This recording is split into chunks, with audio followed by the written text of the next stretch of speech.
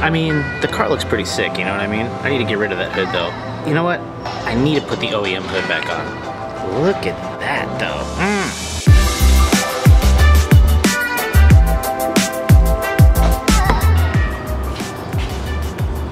What's up, guys? All right. Well, I'm off to work. You know, doing the daily routine. Whenever I'm in the morning and I never know what to watch, did you know if you go to Adam Ivel's channel and you scroll down for like 5 years, that fool's been making videos? It's insane. So like, you know, if you never have anything good to watch, dude's got like hundreds of videos and nothing's changed. It's the same format. But anyways, just thought I'd throw that out there because I watch a lot of YouTube too. Anyways, got my coffee, as you guys can probably tell, and I gotta get to work, so let's go.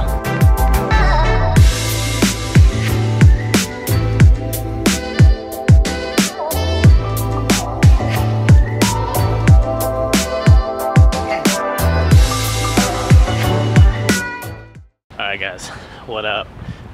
Good morning, I guess, officially. I made it to the shop. I gotta open up, I gotta get a bunch of shit out to FedEx, and I gotta do, I don't know, a bunch of emails and shit like that. But like I said, good morning. Let's get this day started. I'm not sure what we're gonna get into today, but hopefully we can get into something fun. So let's get going. Alright, so a bit random. I said I'd check in as soon as we got stuff going on, but the shop got literally destroyed because like they put a hole in the wall, which is insane, but we're actually expanding, so that's awesome. But as you can tell by around me, we have stuff literally everywhere because we had to separate all our shipping area and so they can plow a wall through or a hole in the wall and frame it up, because we're going to get cool double doors so we can roll pallets back and forth. But yeah, so that changes my day basically a bit. I have to deal with all of this. But I also have to build a bunch of suspension today, which is, you know, almost something I'm doing almost every day. But yeah, anyways, but I thought I'd give you a little update on this guy, my RSX. Hopefully by the time you're seeing this, I uploaded us actually swapping this in a day, which was crazy. Our tech, Travis, like, dude, if you ever watch this, you're a savage. He's a beast. Like, yeah, he helped out so much. He did a lot of it too. And I was just there to like kind of help and do whatever I could. I've never done something on this, and to make it move along faster, I didn't want to do it by myself. It was just like, yo, let's get this done. So we knocked it out on a Saturday. That should hopefully be getting finished today or tomorrow. We just got to pop the ball joints back in and fluids and hopefully turn it on. And yeah, hopefully it just runs and it gets me by. Another update. I still have the head. It's still here. Nothing's happened.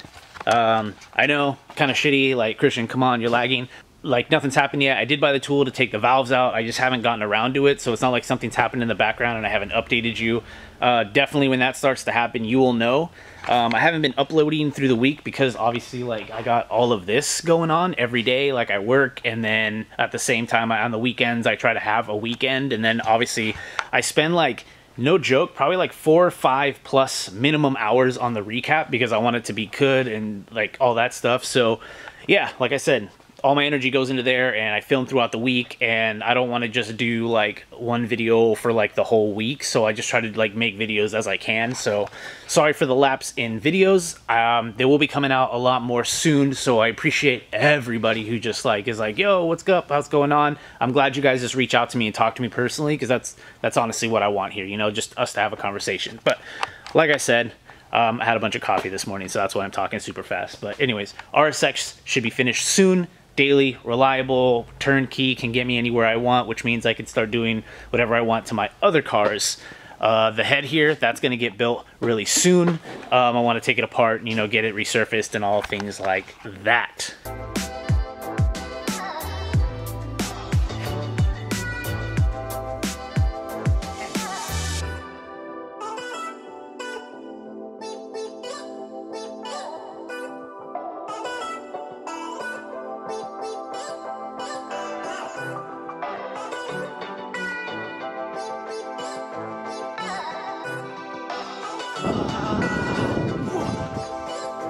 This is tight. Yeah, yesterday we started moving a bunch of stuff in here. It's a different day. I know it's the next day. You can tell because, you know, I'm in a different shirt. But check it out, a whole new space. I'm super juiced for this because this is gonna be shipping If you don't know, I work for Saki Bomb Garage here, Fremont, California, Bay Area, California. We build a lot of custom brake kits, Olin kits, basically anything you would need for like an RX-7, FD, Miata, S2000, BRZ. If it's essentially rear-wheel drive and likes to go on the track, it's our platform. But it's really cool because now we've got more space. We work on cars, but we also make a bunch of stuff for them. So because of that, we need more space. So if you're ever wondering, what do I do here? Why am I always building suspension? Mainly, it's because of that. We build a bunch of kits. We have like 3 tiers of Olins that we designed. So, because as much as we work on cars, we also manufacture parts, which not too many shops do. Usually some people deal with one or the other. We do both. It's a pain, not gonna lie. It's a lot of overhead and a lot of shit to do, but we all love it. We're all kind of like nerdy gearheads. I came from tech. Dave came from tech. Everyone else kind of came from manufacturing, or like they like to build things, like engineer. So it's cool. It's a good balance. But anyways, that's not where I was going with this. But what I am going with this is we have tons more space, and this is really cool and really exciting to me because I just ran through a wall that never, or a hole in the wall that never used to be there. But like I was saying yesterday, that's what the plan is for today. I've got to build a lot of suspension today. And what I mean by that is we had to legitimately like tear the whole place apart, and now I have to find a place to do things. So this is, jeez. But anyways, yeah, whole bunch of Swift springs, whole bunch of Olins. That's my game plan today. I've got to do that.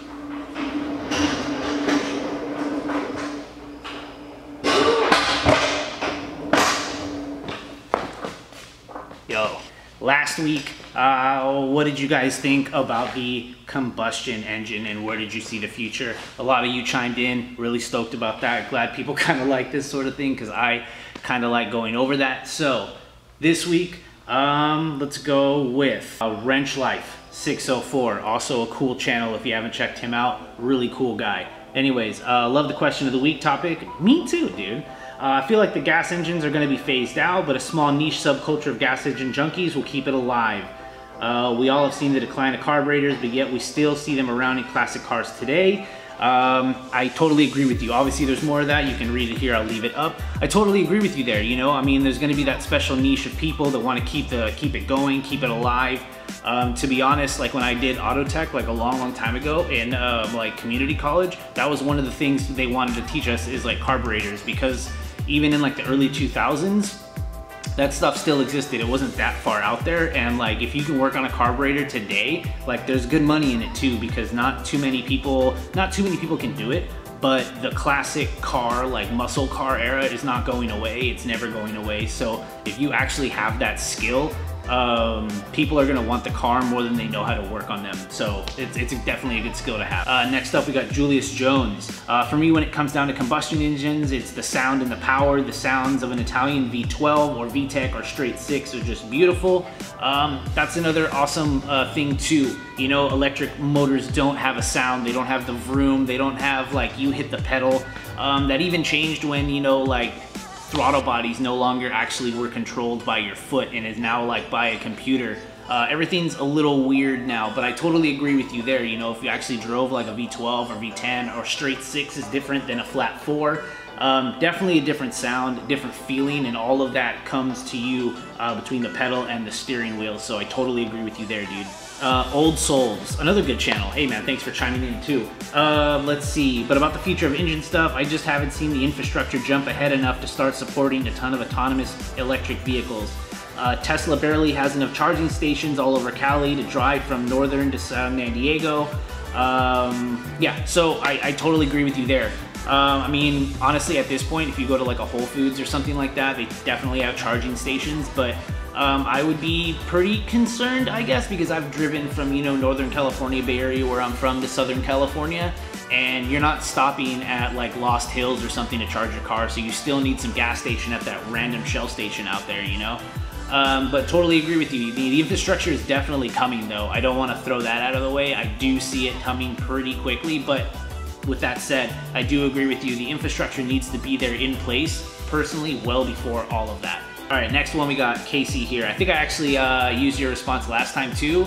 I think so. Yeah, anyways. I think just like the topic of gun control, within the next 100 years, I believe there will be a confiscation of combustion engines, to say the least. A tax to people that are still running combustion engines due to the emissions. Then again, there is still a lot of money in the oil industry. Very true.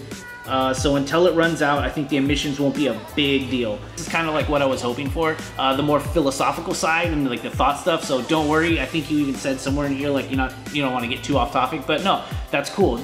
You know, the war on oil is a real thing, and we need that to create gasoline and all the other stuff that let us run actually the oil in our engine and stuff like that. So it's pretty interesting to think that as long as there will be some random war in the world over it, that we will still be using it. So that's gonna kind of keep us coasting along, and it's a kind of a cool thing to think about. Obviously not the war, but that side of it to the question. So it was a really cool combination of that. So this week we'll do it a little different. I'll ask you a more fun question. It's actually maybe slightly controversial. I'd like to see some back and forth in the comment section, and that is track. Does it mean drag strip or does it mean circuit racing, and what do you choose? The more I make these videos, the more I cover people in the recap. There are people that build for the drag strip. They go for speed, you know what I mean? And that's awesome, like Young Static, Hunter Tune, all these guys and are building cars for the drag strip. You know, Zosh and Randlow, they go to the drag strip. And then you got guys like over at Honda Street Garage that are doing like mountain passes and stuff like that, and everyone that's building their car for the track. I like both. I've been to both. I like circuit racing a little bit more. Just because I feel like it's crazy abuse on the motor to like go in a straight line. But I mean, I guess you could also say that like taking turns at high speed and possibly starving your motor is also a huge thing. But that's the give and take, right? I like circuit racing. Other people like drag racing. I've been drag racing before. It was fun. Definitely go back. That adrenaline rush, waiting for that green light. You can't beat that. It's crazy. And then you gotta like focus. And so I think that's just like you going to the track a lot, to where you can zone out everything and it's just you, the motor, and you're just waiting for the green light or for the shoulders to drop type situation. Anyways, I'm rambling on. Track, drag racing or circuit racing, what's your pleasure? What do you like doing? What do you like more? What do you think of the other one? Let's have fun. Let's have a comments down below. I'll see you guys in the next one. I'll see you then, guys. Peace.